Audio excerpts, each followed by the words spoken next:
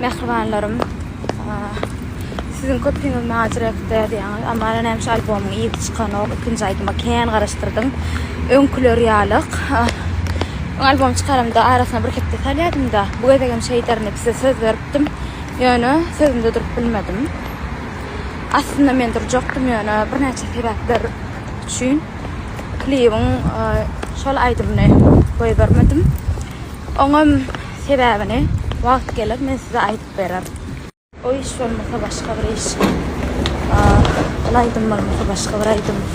Erişdi bir hayır wadi işi ýaly. Şuraya otobüsse, şöyle işi öyle uğruna koy vermeli. Etçek amanmalar. Men fikrimçe. Menen şey etçek. Yani bolsun etsen bolana oken. Olay merhabanlar. Habitliyor tanım otis.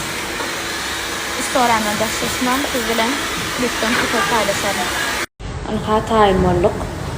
Şom koyda eýan gurnaktır klipçiler garaşyp otyr.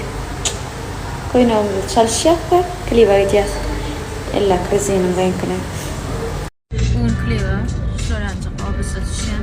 Şeýle şoýar obuzlara berdiler. Odan ortama.